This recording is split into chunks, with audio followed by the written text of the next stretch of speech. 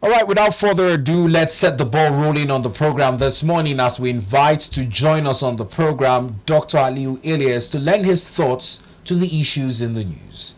Hello, Doctor. Good morning to you. Good morning and thank you for having me. Now, there are several issues in the news, but let's begin with one that is considered a neighboring agreement, or should I say a neighbor camaraderie. Now, following the inauguration of President Mahama in Ghana, we saw African leaders converge. And it's off the back of a time when the president of France, Mr. Macron's comments have received criticism, saying that West African leaders are not grateful. Now, President Bola Ahmed Tinubu has charged African leaders to rid themselves of Western influences. The challenge is in balancing this because you recall, just last week, there were talks about Nigeria, the allegations of Nigeria cohorting with France to, destabilize them. How do you make up for these comments off the back of each other? Well, first and foremost, we say congratulations to Ghana because to assume that office, they kept telling us that they will continue to lead us well. And perhaps, Nigeria and Ghana have a lot of relationship. It was 3 years after their independence that we got our own, and we are like the giant of Africa in terms of Anglophone. So, however, on the statement of President Bola Ahmed Tinubu, you recall that he's also the ECOWAS chairman. So, he's talking with authority. And in that case, you recall, and I also appreciate his statement because Niger said he's actually trying to serve the France people more, but he has actually tell them that no, we must also look at ourselves very well. I think we need to come together, especially in West Africa, to really be up and doing and get ourselves economically independent as well. Because beyond the political independence, we still have our business tied with the Western world until we can prove that. You can see South Africa, if you look at that, their own axis, and that's why South Africa can say no, I'm going to with my own bloc.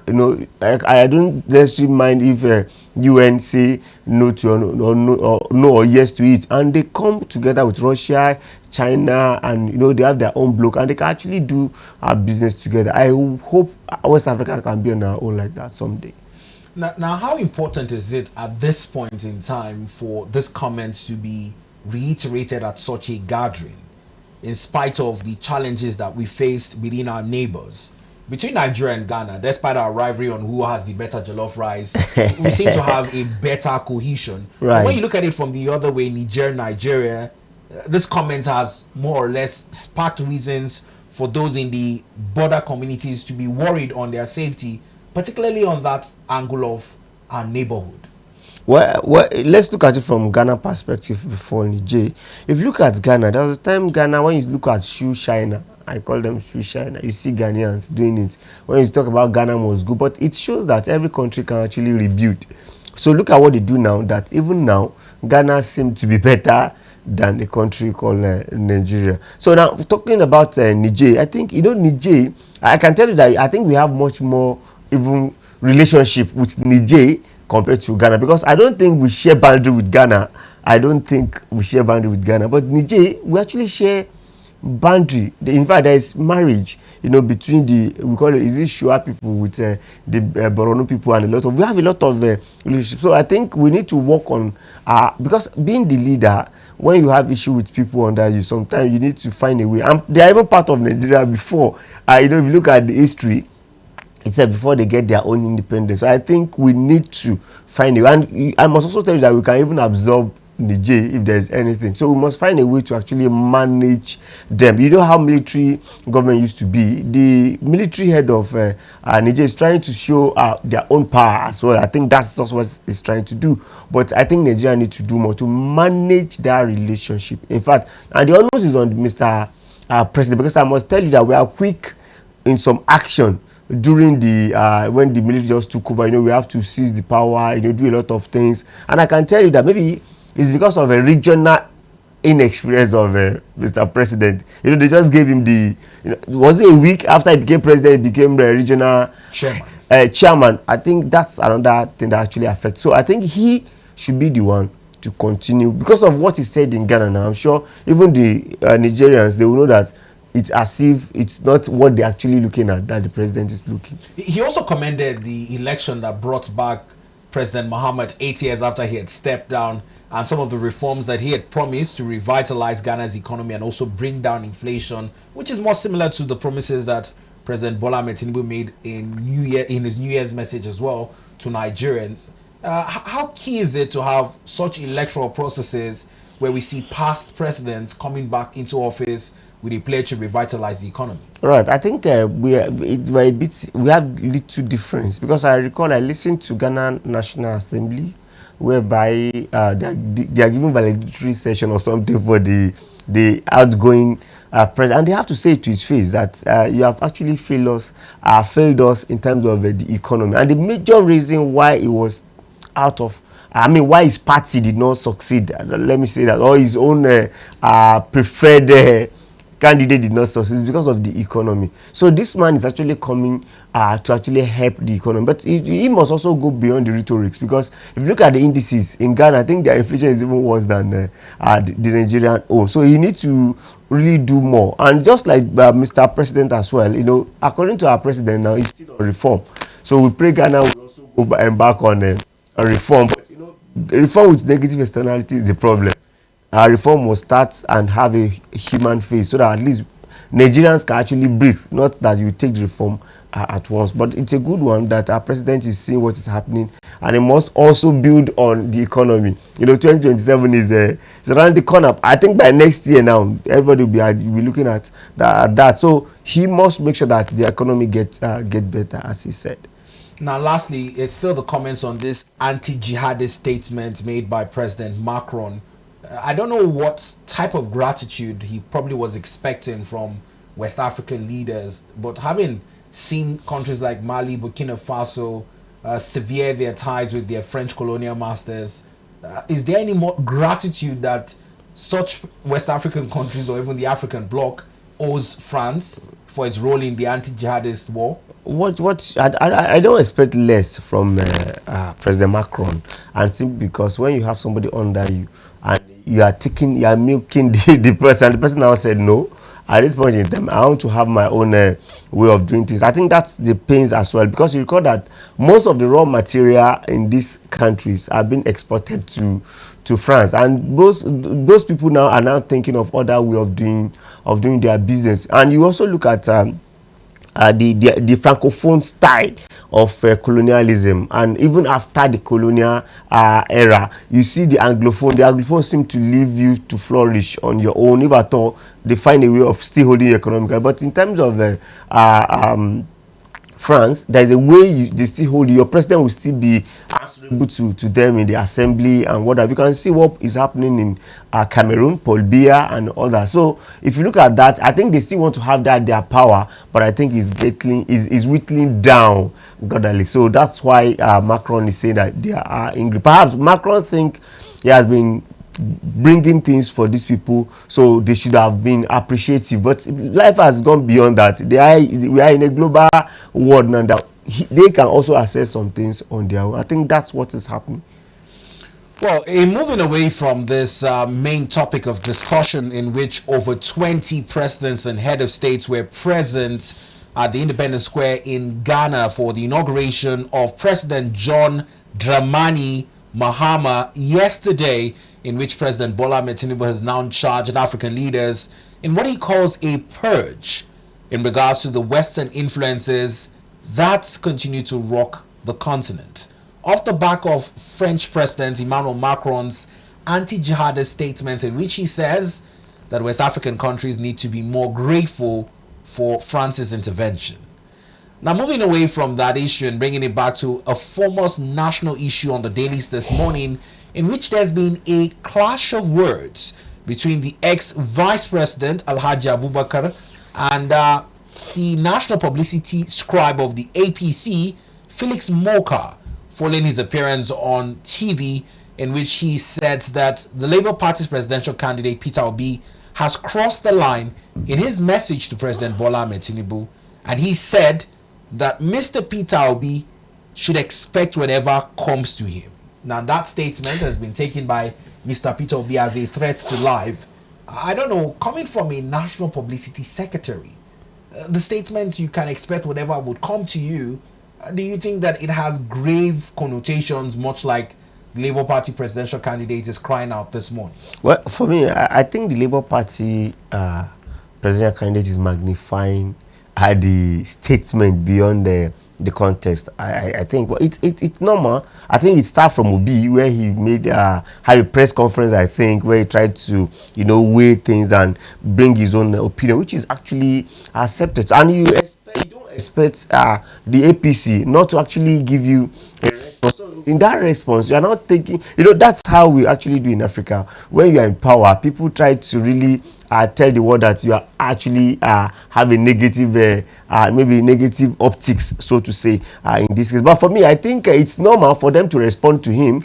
He is now interpreting the case, so he must also interpret it further, because I think it's just a mere statement by Felix Morka. And remember, Felix Morka does not have any political appointments directly that you say his presidency that is speaking or his government that is speaking. He's just an APC publicity secretary, and he has the right to actually, if Obi is in power too, even without Obi being in power, we could also see people speaking for people like Dele Farotimi, Aisha, and a lot of people are also speaking to support Obi. So I think it's a normal thing that we should expect in politics, and we should expect more maybe late this year to next year, whereby there will be exchange of different. So I think it's just a mere statement.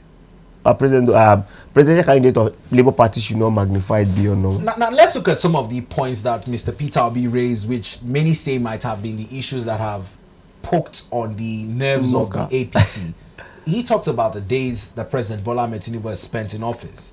He says out of 580 days in office, the president spent 180 on foreign trips. He says the president should start 2025 with a decision to cut down on foreign travels and visit more states within Nigeria. Do you think that he had a point there, or was that statement one of those statements, owing to the antecedents set by former President Muhammadu Buhari, might have been one of those, people would say, stoking or hitting the policy in terms of how Nigerians will react to such statistics? All right, honestly, I think Obi is playing his role as an opposition party, and I'm even happy that he has time to actually analyze and say it. For me, our president travel a lot, and I will agree with Obi that the president needs to stay more. I need to really feel the pulse of people. We have seen president who just get to some places. Though according to Wiki, he said Bola Ahmed Tinubu used to come out sometime this and that, but he should actually go to those localities. Though there's some argument that said when you say president should come, what the role of National Assembly, what's the role of governors, what's the role of local government chairman? But the thing is, president is the president, so you need to feel the pulse. So I think Obi is actually right to actually call him to action, and also to expose the level at which he has been traveling to Nigeria more. It's a good thing. That's part of healthy conversation we want to see from opposition party to the ruling party. And that's why I said when they now try to reply, Obi should not see it as anything. He should not magnify it and make it as if it is a because Obi is still coming again to bring another thing. So I even expect them to do sectorial analysis of this government, that here, these are what you're supposed to do, you have not done here, these are what you're supposed to do, because a whopping 180 days outside Nigeria within how many months, it's actually high. And also you see president, and that's why people in Niger are trying to say maybe president is rubbing mind with France, because he traveled more to France, and I don't know, maybe it's on his day, maybe it's on health grant, but what have you. It's not bad to travel, but how many days I actually travel? He should delegate more maybe to his vice, so that he can really stay at home to do some things. Now, he also cited our growing national debts, quoting statistics that in 2015 it was at 15 trillion naira, and coming to 2025 our national debt has risen to over 100 trillion naira. He's also questioning the borrowing of government, but in the defense of the presidency, they say that the current president has not put his fingers into ways and means, and that whatever has been borrowed now is for capital projects. Does this justify our rapidly increasing national debt? Well, for me, I don't think debt is a bad thing. And our debt servicing as well. I don't think debt is a bad thing, but what you actually use the debt to do is the major issue. Because let me go back to President Muhammadu Buhari. Beyond ways and means, he actually borrowed sukuk, and sukuk we could see the road. He actually borrowed to fix railway, and we could also see railway. So if you are doing a project tied loan, I think it's a good one. Then the percentage of the interest rate and the moratorium, if it's favorable to Nigeria, it's a good thing, because you know why? The best economies in the world borrows. America, Japan, and which other country now? About 3 of them. China. These people are the biggest borrowers, and they are actually doing well. So for me, it's not bad. But in terms of ways and means, I think it's good if President Bola Ahmed Tinubu could correct that, but I don't know, I don't have that information clearly. It's like if they have even increased the rate from 5% maybe to another percent at which they can actually use the ways and means. Then in terms of debt servicing, I think the problem of debt servicing is the problem of flotation of naira, because, and that's why for me bringing subsidy removal, flotation is two things that we are supposed to carry one, and we use one to balance the other. If we are just do flotation, remove fuel subsidy and leave the the naira dollar relationship in terms of giving windows and what have you, it should have been much more better. Because now, even if government is making more money, I can tell you the value of that money is not that the way we expect. Because if you have one government is now sharing about 1.4 trillion or so now as fact allocation. I'm trying to say what that money could do may not be able to do what 600 billion of last 2 years could solve, simply because of the flotation of naira. So debt servicing, you must service your debts, you don't have choice. Even me, I have the issues on the budget, because if you look at debt servicing, it has even taken over capital expenditure that will benefit Nigeria, which is social infrastructure, education, health, and what have you. But for me, borrowing is not bad, but we must find a way to look into this forex issue. The more our money depreciates, the more we also pay more, to service our debts. Now, there's also another worrying statistics. There's been so much talk about an increase in revenue into the federation accounts, but we saw that the federal government's deficit in spending has also risen from 28% to over 1.2 trillion naira. Define this revenue to the federation accounts by over like 54% thereabouts.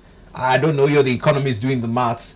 Does it in some way find a logic to say that there is an increase in revenue, meanwhile the federal government spending is in the deficit?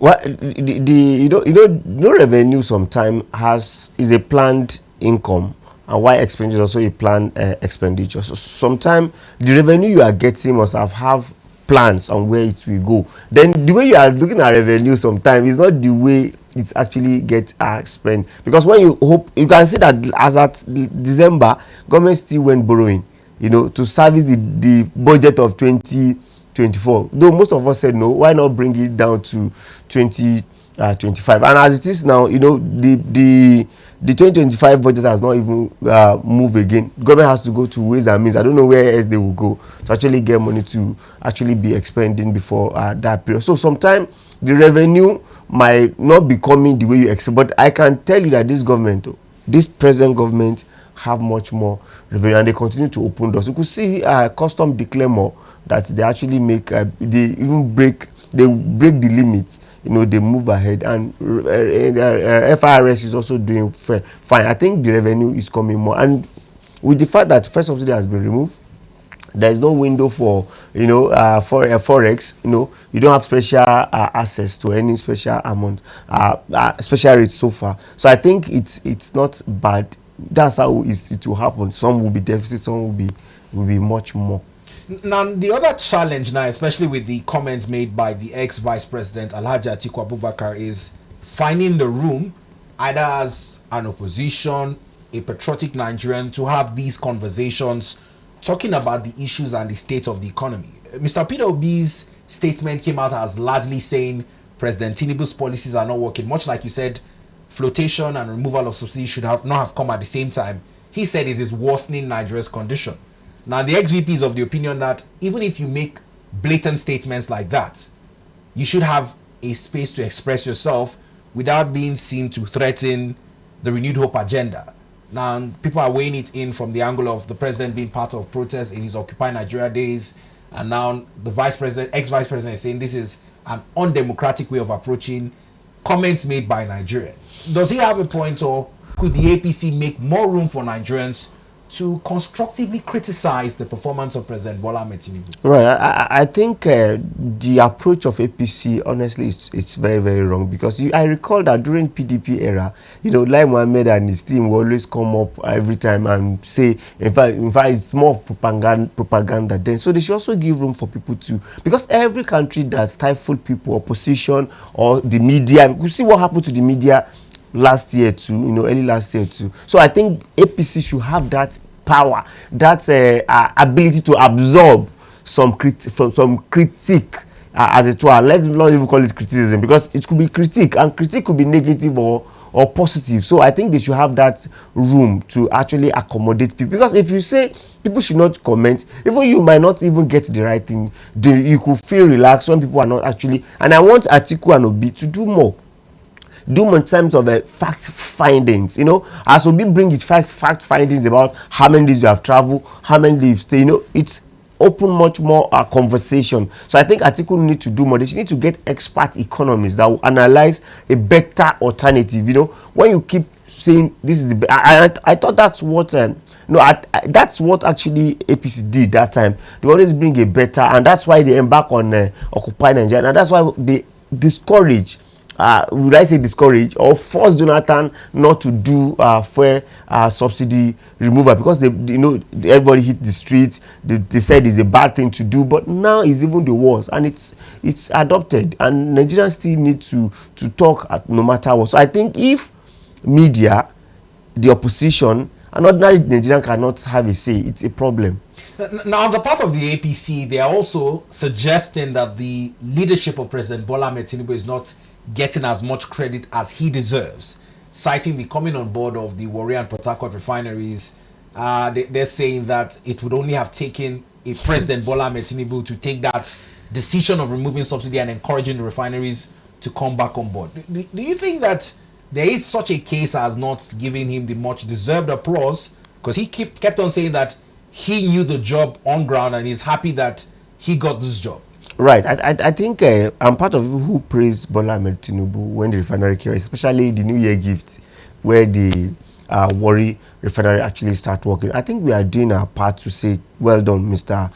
President. In as much as I've just mentioned that he's trying in terms of revenue, but in as much as we are giving that applause, we should also be allowed to also say the other side of it, that they did not perform well. I think it's even too early for him to expect people to celebrate him. It's normal. It's after 2 years that we'll start seeing the dividend of what you actually do. So for now, I think they should get to work and do a lot of things that will bring succor, bring economic, prosperity to Nigerians. So when we now see the result, that's when we start praising them. But it is too early for you to expect Nigerians at this point of hunger. And we are doing ultimate sacrifice now.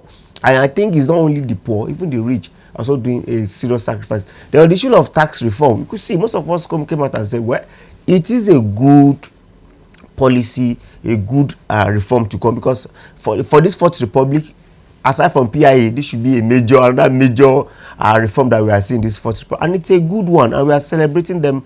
For if at all there's some backlash on one of them, some of us came out and said it is a good reform. You hardly see an economist who will tell you that it's a bad reform. It's only on the issue of political economy where you need to factor politics into what you are doing. You brought 4 bills, and people are saying 3 it's very okay. A clause in 4th one is okay. So how well do they want Nigerians to say well done to President Bola Ahmed Tinubu? Now, on the tax reform, quite interestingly, earlier we looked at a column on the rider of the Daily Times that said that the National Assembly is saying that it would not be distracted by whatever politics is involved in the tax reform in passing the 2025 budget. They're saying that the January to December budget cycle is sacrosanct. Do you think that, especially from the north and the voices calling for a suspension of the tax reform bills, there might be that iota of politics trying to also somewhat distract the budget cycle?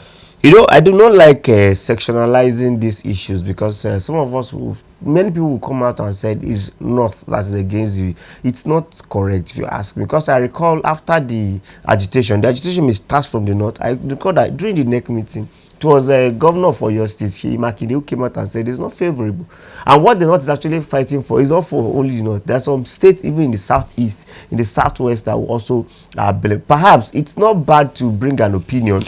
Even myself, I'm waiting for when they will declare there will be public hearing for us to join and see, bring our own perspective. Because even those governors that you are seeing, they don't know that even the tax itself have a way of affecting their income generally. Because you notice that most states have much more lower cadre working more. It's not even most states, most ministry, most agencies, people under the lower cadre are much more than people under the higher cadre. Especially when you look at that income tax exemption. Exactly, that's what I'm talking for low income earners. So now you are now saying that 70% of people that work in a state, they will have exemption. That's what you are saying. So where would that state actually get more money? You're also saying that business that are doing less than 50 million, right, will be tax exempted. Where would that state get tax from? These are other things that the governors are actually not looking at, and it's a general thing. So for someone like me, I'm saying, no, please don't make it 1 million. Why don't make it 2.5 million naira? Because a 1 million naira does not have value anymore. If you are getting 7,000 naira salary for 30 days, I don't know how you're going to survive with it. So I think they should actually move. So there are other conversations that will give room to when there is public hearing. Now, moving away from this issue, another scorecard of the performance of any government is the level of security afforded its citizens. Now, whilst at the end of 2024, there were talks about how well our military is performing and the applause they also deserve, there have been some slight issues here and there that have dotted Nigeria in terms of bloodshed. Now, quite shockingly, it's been the attempt by the military to capture Bello Turji that seems evasive. Now, Boko Haram, we thought was becoming a thing of the past. We're hearing Lakurawas. Now, the report by Daily Trust newspaper this morning is that Boko Haram have again struck in Borno State, and this time around, they went into a military base. Now, the death toll is still largely unreported. People are saying that the military is also being careful in releasing those figures, but there are several soldiers unaccounted for. Right. I think in as much as our soldiers are trying, for me, we need to go to non-kinetic approach, because you cannot just face these people with gun every time. You need to have intel of actually look at that attack now. They must have planned it. Where are they planning it? Who is planning it? We can get them. Then the issue of a report of Daily Trust, I think that's another thing we need to talk to the media. We need to stop magnifying the success or the seemingly success of Iswa, Boko Haram, Lukarawa. We need to stop magnifying, because the more you talk about it, the more they celebrate that they are actually, if you look at Pakistan and other people that suffered it, you don't see their media, glorifying the success of those our common enemies. We need to do more. But then for the Nigeria army, I think they are paying ultimate price at this point in time, and that's why for me, I want to see DSS coming out more. I want to see police coming out more to actually support them, because it's not easy. Most of these things are like ambush, because I'm sure even Boko Haram will never come out to face Nigerian military face to face, but because they are planning and they don't have intelligence of what are actually planned. So for me, I think, and if you look at our budget, I must tell you, President Muhammadu Buhari and Tinubu are actually spending more on our military. But you also look at it, we bought Tucano. I wonder when they are going to use that those facilities. So, but for me, by and large, we need to do more in terms of intelligence. It's the only way, and I know for sure we are not applying it enough, because I'm convinced that there could be a satellite that you can use to look at everything that's happened on the ground. And actually, and I don't know why Turji is becoming a warrior on its own. That is pretty difficult. I recall the defense minister or defense minister of state who said they will get him out in some days, but I don't know why it's becoming so difficult. And that's why it could be on the failure of intelligence too, because President Jonathan came out and said there are some Boko Haram in my government. During President Muhammadu Buhari, Dubai government said they caught people that are sponsoring Boko Haram. Up till now, we don't have updates about that. Until we stop those that are sponsoring them, until we stop those that are giving them intelligence among us, I don't think we can see the end of this issue. Now talking about the reportage by Daily Trust, which you say you have an issue with, Let's look at it again, especially in the way the story is described with the pictures greeting the front page on Daily Trust. Dr. Aliyu is calling on media practitioners in how much such stories greet the front pages and are glorified. The prominent pictures in question is also of the military base. You see the burnt buildings, the burnt vehicles, a number of soldiers distorted after the attack, and with the headline that reads Borno attack, many soldiers missing as death toll rises. On the right as well is another story with the Abuja school bombing, case of international interest, says the police. This reportage, especially with the stories that the Daily Trust has chosen to lead with, let's talk about the Abuja school bombing as well. There are contradictory reports. An eyewitness is saying that one of the students came to school with the bomb. The police is saying that was not the story. It's an international interest case. More investigation needs to be done. How best can the media report these stories to Nigerians without somewhat glorifying the incidences? Right. You know, you medias have other different language. I think it's a work of editor. You know, editors should have you know, the reportage can be the same, but the headline, you right, can be much more changed. You know, there's other language that can be used. You especially with the language overrun. Even beyond overrun, soldiers missing. You know, I think if the perspective of soldier would have said 4 there. You know, I think that was the report from the soldiers. So you have looked at it from their own perspective as well. In as much as I want to salute them also for bringing out such news, but the way it's being reported is another key. So, but by and large, I think we need to do more in terms of our intelligence. Now, look at the issue of Abuja bombing. You know, the police is also shifting it to international. You know, no matter what is in our soil, we must find out what actually happened. Because are you saying that it was sent through international interest or what have you? No matter what happens in our soil, and we must find a better. So I will expect DSS, police, everybody to jump into action to get to the source of how it actually came about. Do you think on the part of the citizens we're somewhat relaxed? I know in the heat of this insurgency and at the start of the Boko Haram terrorism in Nigeria, there were more on security approaches to public buildings, barricades, there were scanners. Do you think that because of the shift in trends, a lot of people are now more relaxed in our approach to security? Do you think that is why these issues are now rearing up their ugly head even in the FCT? Well, I think security is every one of us business. We must all be conscious, and that's what is actually helping people in the south. You know, I recall I went somewhere in the south, and when I came around, I moved front. Before I moved, somebody approached me. Hello, who are you? Are you just new in this area? Who do you come to see?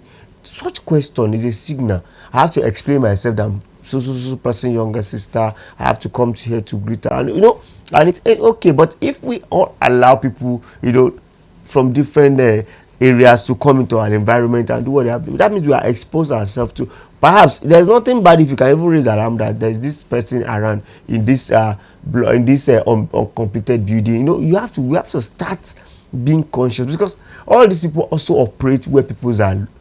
So until look at the case of Lukarawa, maybe about 6 years ago, they started gathering and started, even at the point they started supporting the citizen, but now it has turned negative. So we must start to be conscious of people around us. I think that's where the security actually starts from, and that's why we need national orientation. We need Nigerian police, start educating people that if you see anything that you don't understand, please engage Nigerian police. Now, this security watch or community policing approach, much like you've credited the South with, in the northwest, there are some states that are accused of doing the opposite, and many would say they are not to blame. In Zamfara, there's still the case of community dwellers recruited by bandits to come and partake in illegal mining activities, where they are now paid sums of money, and some of them are also recruited for as low as 5,000 naira. They cite the hardship experience and no provision of social amenities or jobs in their communities to deter them from being easily recruited by such bandit outfits.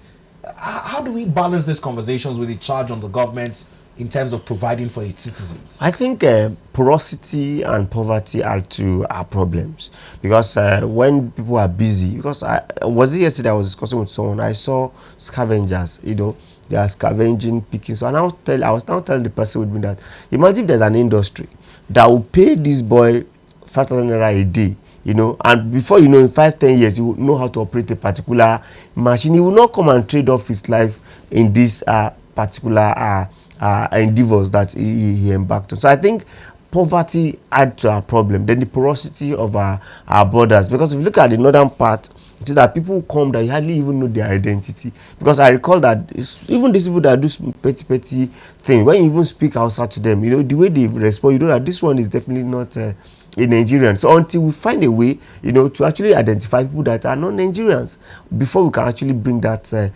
maybe possible sanity to our environment. Because porosity is the major problem. When you don't know who is who, it becomes a problem. And that's why I said the southern part have been able to really solve that problem. In fact, they will know you, your family background, they will know who is your grandfather and everything. So by so doing, they will know who is visitors and who can actually portend a possible danger to the environment. Now, you talked about this scavengers. It just brought to mind another issue that is plaguing the FCT. The FCT minister spoke about it, charging the FCTA to also wade into the issue. Many blame Panteka market scavengers. The manholes on our highway and all the public infrastructure are now being vandalized. People see it as a lucrative means of getting scrap metals or whatnot to trade just to fend for themselves. I don't know if you have any take on this issue and how best it can be tackled. Right. I think it was my house that we're discussing, and I discussed that this business is not a syndicate business. And I even told that my colleague that you cannot even steal this thing without bringing a car. And also to unscrew it. You must, sir, you cannot carry that thing and say you want to move maybe in 5 minutes. It's not possible. So what I think is that they will always bring a vehicle, and that vehicle will be loaded with it. As they are removing it, they are putting it and the vehicle is taking it. So it's much more beyond we are looking at ordinary scavengers. It could be a much more serious business for some people, and that's why I think they must trace to where they actually melting it and try to, if not, it's a serious menace for Abuja. Sometimes you'll be driving and you just fall into that pothole and your tire will just get messed up there, and it's dangerous for us. So I think I want to salute that person who actually went. There's a guy who went who went on social media and made the viral video and called the attention of the authorities. Exactly. And why is the authority waiting for such viral video for them to take? It's day-to-day things that we are seeing. If you even go to the central area, you see that everything has been vandalized. So until we take it serious and make sure that we punish the offender, beyond people that are taking it, who is actually melting it? What are they melting it for? I know we keep talking about the police being understaffed and whatnot, but the NSCDC was saddled with such responsibility, and that's why sometimes when you find it difficult to even differentiate their jobs, it's a difficult thing. So I think this is much more job of a civil defense. Perhaps I think camera can even solve this problem. If not that surveillance camera. I'm telling you, if not that we saw it that during Jonathan there was a 13 billion camera, what have you, and up to now we don't see result. Ordinary camera, you can be in the comfort of your office and you saw the scavenger picking it up. If I thought it's in the dead of the night, because I tell you, it's not what they can carry with their hand or in their head. It must have to be a vehicle packing it. So it's a serious business for them. So I think the Nigerian police, the civil defense need to actually come together to do more. Dr. Aliyu is providing some solutions, and I hope the authorities are taking note. Now, he had earlier cited the example in the South in terms of the community approach and police watch towards ensuring that our communities are safer. Earlier on, the Punch newspaper also mirrored the Southwest in terms of a collaboration off the back of bandits gaining ground. The Amotekun and police are said to be collaborating to forestall this, whilst the boundaries in the Southwest are tightening their surveillance. This is the story as headlined by the Punch newspaper, and just off the back of it, you talked about the migration of some of these bandit groups and whatnot. How much of a success has the Amotekun outfit been in your perspective? Right. I think that consciousness is a major thing. That perception that Amotekun exists, and if you see from the look of things, Amotekun will cut some bad boys or bad people in the community and hand it over to police. So there is a serious collaboration, and I can tell you it also eases the stress of police, because police cannot be everywhere. They are too understaffed to be everywhere. But Amotekun is in that environment. I recall in my community, in my state, people that are doing vigilante are from the community.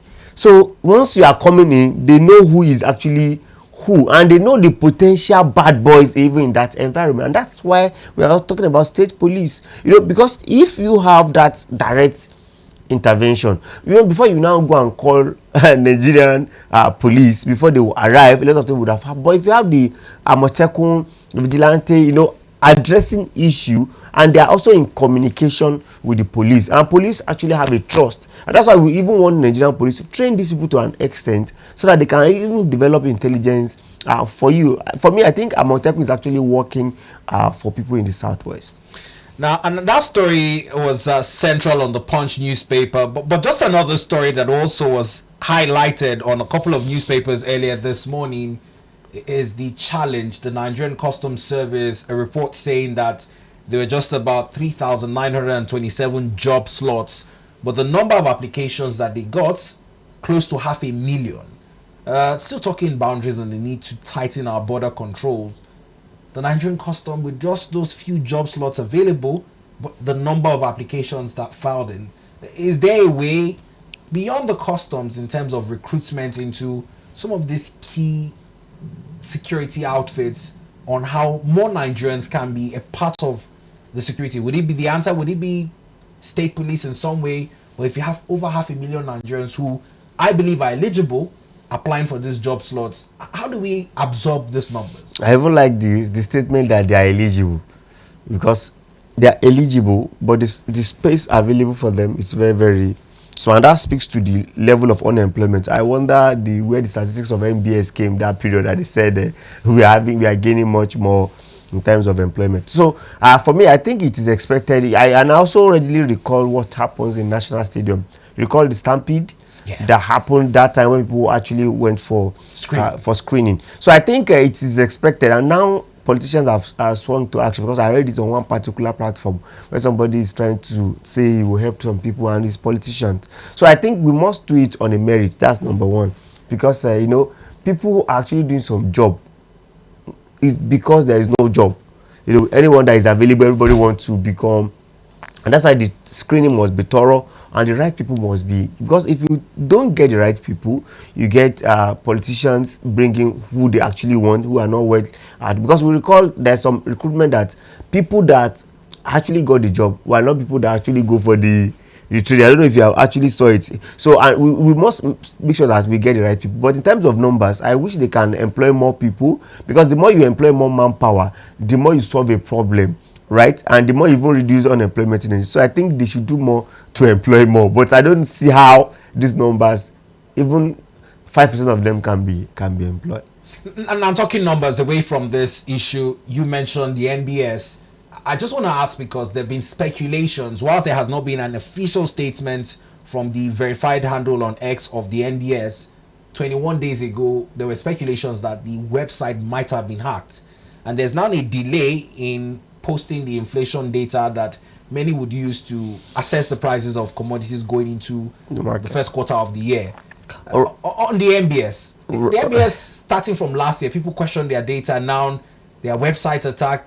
Where are we going with this? Well, I think we are all susceptible to hackers these days, because we need to do more and that's why I think in university now they are now studying cyber security, which is very, very good. That means on the fact that they knew that these people can be hacked. But for me, I think it's getting delayed beyond normal. So I was expecting them to have restore it and do more, in as much we fed for them that and it's our powerhouse, so to say, where we get data. Someone like us, we always go there. That was something I was trying to even look for. I have to go back to there to check, and you don't see any data available. I think maybe let's be hopeful that they will come on board, because I know 100% that they actually are working to make sure they restore the perhaps I get it, I don't know, from not reliable source, that there's a negotiation that they must pay some money before they can actually release the site to them. And that's why we must do more, and we must get stronger in Nigeria,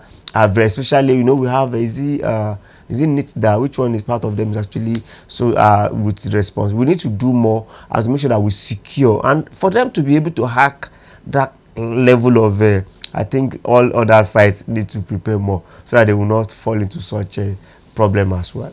Let's just talk the Naira before we let you go. The Naira reported by the Business Day earlier, the Naira was said to have gained 125 Naira per dollar 1 month after the launch of EMFs. I think 125%. I think this year we are going to get more, because when I look at the budget, this current budget, the government peg it as 1,500 for 2025. I think we can have 1,200, even 1,000. Depends on what we actually put in place, because you recall that our major forex expenditure are 40%, so to say, actually going to importation of PMS. But now that we have PMS in our country now, maybe we are just importing small. I think that would have helped the Naira to get strengthened, and with the fact that Dangote is also exporting. When you export more, people also pay, so the supply side may have a better start. So going forward, I think we expect, for me, before the year end, I'm looking at Naira getting much more strength, and we have maybe 1,200 to a dollar or 1,000. Now, let's talk about this electronic foreign exchange matching system, which has been credited with the gain the Naira has made. How much of a role does that play in the econometrics of our exchange rate? Right. I think, if there's anything you want to give this Cardoso-led CBN, is trying to bring different framework to actually solve the problem. So I think this one is actually working, because it has done. You recall that at a point we said it's cryptocurrency that is our problem. At a point we said Bureau de change is our problem. At a point we said bring about ban on some importation of goods. We're trying to look at different. So if this is actually working, I think it's a good one. But we must start to be producing. That is the final thing, until we solve that legacy problem, whereby you have much more exportation. Because if you have to just oppose import and export, you see that we are still not having balance of trade and balance of payment. Until we up those game, that's where we can really get a better stand. That will be a long run solution to it. Well, I must thank you, Doctor, for your time on the program this morning to discuss the issues in the news. We do appreciate you, and we're looking forward to the NPC meeting later this month in having you back and judging where we are. Thank you for having me. Thank you for having me. Now, the Naira has said to have gained by 8%, and it's been attributed to 125 Naira following the launch of an electronic foreign exchange matching system by the CBN, as announced on the 3rd of October 2024. Now, statistically speaking, on the 3rd of December 2024, the exchange rate was $1 to 1,660 Naira. And now by January 3rd, it was recorded at $1 to 1,550 Naira. Now, many are projecting that the Naira might be on its journey to rebounding in 2025 owing to the EMFs. Now, and it'll be keen to look out for, but whilst Nigerians keep their fingers crossed, much like Dr. Aliyu has also said, the NBS website needs to come back up, because it will also inform some of the Crunch Monetary Policy Committee's meetings decision as it concerns the price and analysis with projections of where our inflationary rate is going into the year 2025. It's bound to be more exciting conversations in terms of our outlook in the year 2025, but we'll be back for more engaging conversations on the state of our political sphere later after this break. But in the meantime, let's also keep you reminded that there are also other options for you to watch the show on the go. You can download the Avo TV app on your Apple or Google Play Store, and you find us on channel 120. From across any part of the world, we're also available on the website on www.adbntv.com/live, on YouTube at adbntv_ng, to follow any of your choice programs and shows live. And remember, do well to follow us across social media as well, so you stay updated in real time. We'll be right back to pick up where we left off. Stay with us on the program and don't go anywhere.